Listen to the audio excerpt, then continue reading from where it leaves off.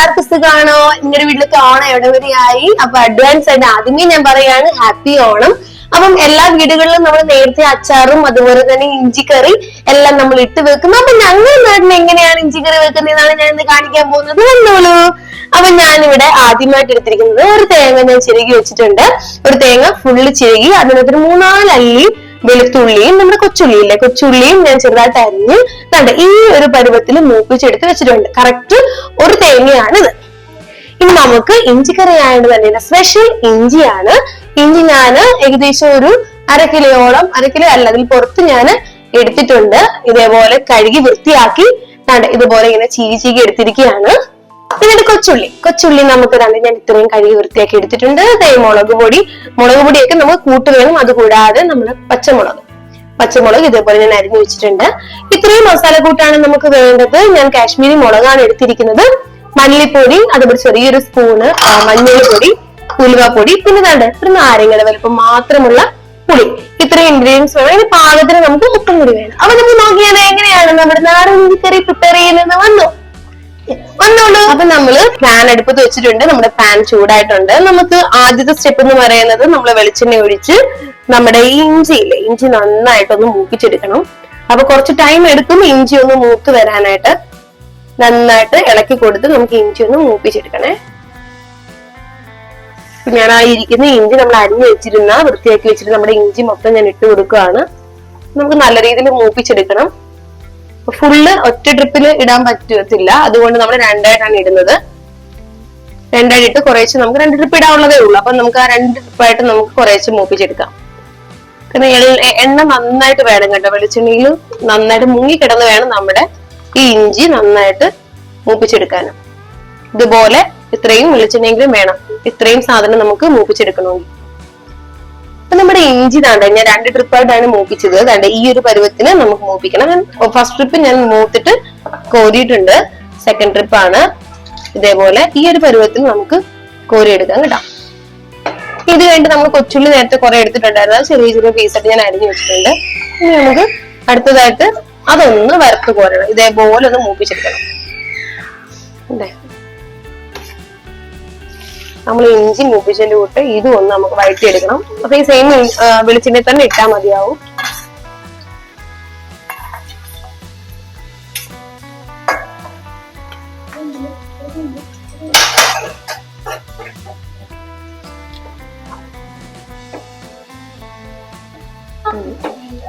അപ്പൊ നമ്മുടെ കൊച്ചുള്ളി ഏകദേശം ഫുള്ള് മൂത്തിട്ടില്ല, ഒരു ഹാഫ് വെന്തിട്ടുണ്ട്. നമുക്ക് ഈ നേരത്തെ അരിഞ്ഞു വെച്ചാൽ ഈ പച്ചമുളക് കൂടെ ഒന്ന് മൂപ്പിച്ചെടുക്കണം. അപ്പൊ നമ്മൾ ഇതിന്റെ കൂട്ടത്തിൽ ഇടുവാണ്. ഇതും പച്ചമുളകും ഇതുകൂടി കറക്റ്റ് ആയിക്കോളും. കറക്റ്റ് ഭാഗത്ത് നമുക്ക് മൂത്ത് കിട്ടുള്ളൂ. ആദ്യമേ ഇടണ്ട കേട്ടോ പച്ചമുളക്. അപ്പൊ ആദ്യം വെന്തതിന് ശേഷം പച്ചമുളക് ആഡ് ചെയ്ത് കൊടുക്കും. കുറച്ചും കൂടി ഒന്ന് മൂക്കണം നന്നായിട്ട്.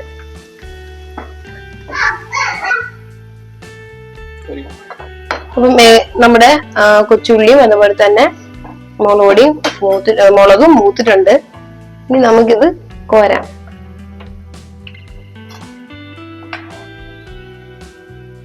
ഇനി നമ്മൾ നേരത്തെ എടുത്തു വെച്ചിട്ട് നമ്മുടെ കൂട്ടെല്ലാം കൂടി ഒന്ന് പച്ചമണം, ഈ പൊടികളുടെ പച്ചമണം പോകാനായിട്ട് ഒന്ന് ചെറുതായിട്ടൊന്ന് അനത്തിയെടുക്കുക. സാധാരണ നമ്മൾ എല്ലാത്തിലും ഇതുപോലെ ചെയ്യാറുണ്ട്. പച്ചമണം, പൊടികളുടെ കൂട്ടിന്റെ പച്ചമണം കളയാൻ വേണ്ടി ഒന്ന് ചെറുതായിട്ട് അനത്തിയെടുക്കാറുണ്ട്.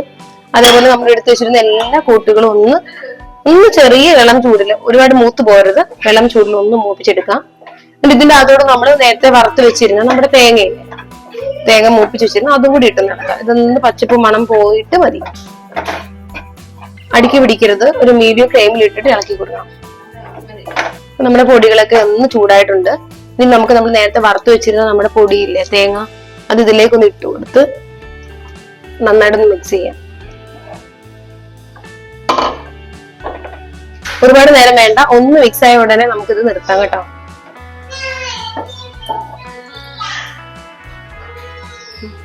അപ്പൊ നമ്മൾ നേരത്തെ വറുത്ത് വെച്ചിരുന്ന നമ്മുടെ കൂട്ടുണ്ടല്ലോ, തേങ്ങയും മുളകുടെ മല്ലിപ്പൊടി എല്ലാം ചേർത്ത് നമ്മൾ നനത്തി വെച്ചിട്ടുണ്ടല്ലോ. അപ്പൊ അതും അതിന്റെ കൂട്ടത്തില് ഒരു നാരങ്ങയുടെ വലുപ്പമുള്ള പുളിയും നമ്മൾ നേരത്തെ വഴറ്റി വെച്ചിരുന്ന ഉള്ളിയില്ലേ, കൊച്ചുള്ളിയുടെ ഹാഫും മൂപ്പിച്ച് വെച്ചിരുന്ന ഇഞ്ചിയുടെ പാതിയും ഇത്രയും കൂടി ചേർത്താണ് നമുക്കിത് നന്നായിട്ടൊന്ന് അരച്ചെടുക്കണം.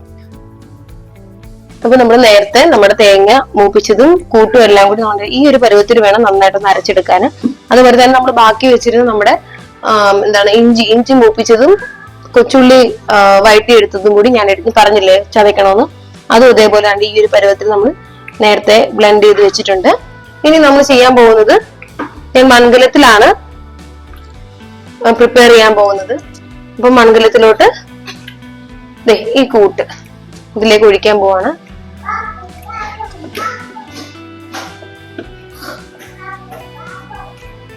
അപ്പൊ നമ്മള് മിക്സി കഴുകി കുറച്ച് വെള്ളം ആഡ് ചെയ്തിട്ടുണ്ട്, കാരണം പറ്റിച്ചെടുക്കണമല്ലോ. എന്നിട്ട് പാകത്തിനുള്ള ഉപ്പ് നമുക്ക് ഈ ടൈമിൽ ചേർത്ത് കൊടുക്കാം. പാകത്തിനുള്ള ഉപ്പും ചേർത്ത് കൊടുത്ത് നമ്മൾ ഗ്യാസ് കത്തിച്ച് തിളയ്ക്കണം. തിളച്ച് വരുന്ന ടൈമിലാണ് നമ്മൾ നേരത്തെ പൊടിച്ചു വെച്ചിരുന്ന നമ്മുടെ കൂട്ട് നമ്മൾ ആഡ് ചെയ്ത് കൊടുക്കുന്നത്. പിന്നെ നമുക്ക് വേണമെങ്കിൽ നമ്മൾ നേരത്തെ വെളിച്ചെണ്ണ എടുത്ത് ഈ വെളിച്ചെണ്ണയ്ക്കകത്ത് നമ്മൾ ഇഞ്ചിയും അതുപോലെ തന്നെ കൊച്ചുള്ളിയൊക്കെ മൂപ്പിച്ചിട്ടായിരുന്നു. ആ വെളിച്ചെണ്ണ കുറച്ച് ഇതിലേക്ക് നമുക്ക് ഒഴിച്ചു കൊടുക്കാം. ഞാൻ ഒഴിച്ചു കൊടുത്തിട്ടുണ്ട് കേട്ടോ. ചെറുതായിട്ട് ചെറിയൊരു എമൗണ്ട് വെളിച്ചെണ്ണ കൂടി ഒഴിച്ചു കൊടുത്തിട്ടാണ് ഇളക്കി വെച്ചിരിക്കുന്നത്. തിളയ്ക്കുന്നവരെ നമുക്ക് വെയിറ്റ് ചെയ്യാം. കുറച്ചൊരു മീഡിയം ഫ്ലെയിമിൽ വേണം വെക്കാൻ. അപ്പൊ നമ്മുടെ ഇഞ്ചിക്കറി നാട് ഇതുപോലെ നന്നായിട്ട് തിളച്ചിട്ടുണ്ട്. ഇനി നമ്മൾ നേരത്തെ തിളച്ചൂതി പോകരുത് കേട്ടോ, ശ്രദ്ധിച്ചോണം. അങ്ങനെ തിളച്ചൂതിപ്പി കഴിഞ്ഞാൽ ഇതിന്റെ സത്ത് മൊത്തം പോകും. പിന്നെ ആ ഇഞ്ചിക്കറിക്ക് ഒരു ടേസ്റ്റും ഉണ്ടാകത്തില്ല. അപ്പം നന്നായിട്ട് തിളച്ചിട്ടുണ്ട്. നമുക്ക് നല്ല ലോ ഫ്ലെയിമിൽ വെക്കാം. എന്നിട്ട് നമ്മൾ നേരത്തെ പൊടിച്ചു വെച്ചിരുന്ന കൊച്ചുള്ളിയും അതേപോലെ തന്നെ ഇഞ്ചിയും ഇതിലേക്ക് ഇട്ട് കൊടുത്ത് ഒന്ന് ഇളക്കി വീണ്ടും കുറച്ചു നേരം വെച്ചേക്കണം കേട്ടോ. ലോ ഫ്ലെയിമിൽ ഇതേപോലെ തിളച്ചുകൊണ്ടിരിക്കും. തിളച്ചു കൂടാൻ അനുവദിക്കരുത്. നമ്മുടെ ഇഞ്ചിക്കറി നന്നായിട്ട് കുറുകി പറ്റിയിട്ടുണ്ട്. ഈ എണ്ണമയം എണ്ണമയം മീൻസ് വെളിച്ചെണ്ണ ഇങ്ങനെ തെളിഞ്ഞു വന്നതിന് ശേഷം നമുക്ക് ഇത് ഓഫ് ചെയ്യാം. ഇനി നമ്മുടെ അടുത്ത പണി എന്ന് പറയുന്നത് നമുക്ക് കടുക്. അപ്പൊ നമ്മള് ഒന്ന് കടുക് പൊട്ടിക്കാനായിട്ട് നേരത്തെ ഓൾറെഡി നമ്മുടെ കൊച്ചുള്ളിയും ഇഞ്ചിയും തിളപ്പിച്ച് വെച്ച ആ വെളിച്ചെണ്ണ തന്നെ മതിയാകുവേ. അത് തന്നെ നമുക്ക് ഇതിലേക്ക് ഒഴിച്ചു കൊടുക്കാം. എന്നിട്ട് ഇതിൻ്റെ അകത്തോട്ട് കുറച്ച് കടുവും കറിവേപ്പില, ഞാൻ കറിവേപ്പില ഇടയ്ക്ക് ആഡ് ചെയ്തിട്ടുണ്ടായിരുന്നു. അപ്പം ഇപ്പോഴും നമുക്ക് ഒന്നും കൂടി ആഡ് ചെയ്ത് കൊടുക്കാം. അതുപോലെ തന്നെ വറ്റൽമുളക്,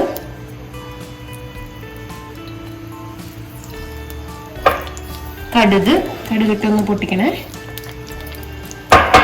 അതേപോലെ ഞാനൊരു ചെറിയൊരു കൊച്ചുള്ളി ഞാൻ എടുത്തിട്ടുണ്ട്. കൊച്ചുള്ളി കടുക് വറക്കുന്നുണ്ട്, അത് ചെറുതായിട്ടൊന്ന് അരിഞ്ഞ് ഞാൻ വെച്ചിട്ടുണ്ട്. അപ്പം അതും കൂടി അതിൽ ആഡ് ചെയ്ത് കൊടുക്കാം.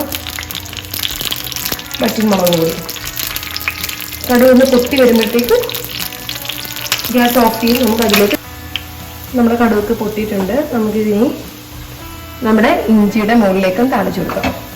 അപ്പോഴത്തേക്കും നമ്മുടെ ഇഞ്ചിക്കറി റെഡി ആയിരിക്കും. ഇതിന് പുറത്ത്